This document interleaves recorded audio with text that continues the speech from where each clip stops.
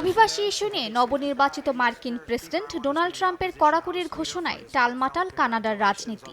ট্রাম্পের 25% শুল্ক আরোপের হুমকি মোকাবেলায় নীতি নির্ধারণে হিমশিম খাচ্ছে অটোয়া। এসবের মধ্যে অর্থমন্ত্রী ক্রিস্টিয়া ফ্রিল্যান্ডের পদত্যাগ যেন সমস্যাকে আরও জটিল করে তুলেছে। নীতি নির্ধারণে মতবিরোধ ও অর্থমন্ত্রী ক্রিস্টিয়া ফ্রিল্যান্ডের পদত্যাগের পর পার্লামেন্টে বিরোধীদের তোপের মুখে পড়েছেন প্রধানমন্ত্রী জাস্টিন ট্রুডো। বিরোধী নেতাদের অভিযোগ, ট্রাম্পের শুল্ক আরোপের ঘোষণায় সাধারণ কানাডীয়দের স্বার্থ না দেখে নিজেদের স্বার্থ রক্ষায় ব্যস্ত জাস্টিন ট্রুডো। অবিলম্বে ট্রুডোকেও পদত্যাগের দাবি জানান তারা।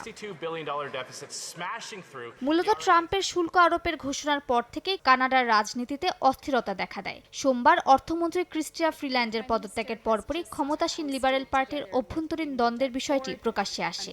যদিও এই নিয়ে প্রধানমন্ত্রী ট্রুডো বলেন, মহামারী, মুদ্রাস্ফীতি এমনকি মহামন্দার মতো পরিস্থিতি অতীতে পার করে আসা কানাডা এই সংকটও মোকাবেলা করতে পারবে। Canadians know where the Liberal Party of Canada stands.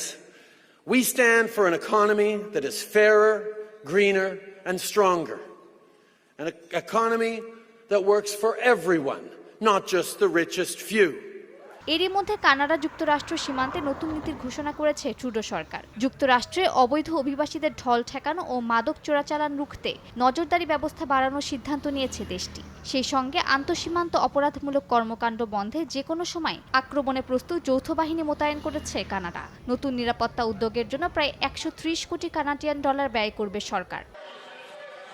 বিশ্লেষকরা বলছেন, যুক্তরাষ্ট্রের সঙ্গে সম্ভাব্য শুল্ক যুদ্ধের শঙ্কা জাস্টিন ট্রুডোকে পদত্যাগের দ্বার প্রান্তে এনে দাঁড় করিয়েছে। এ অবস্থায় কানাডার পার্লামেন্টে অনাস্থা ভোটের আয়োজন করা হলে ট্রুডোকে নির্ধারিত সময়ের আগেই নির্বাচন দিতে হতে পারে। মালিহা সুহরাওয়ার্দী, সময় সংবাদ।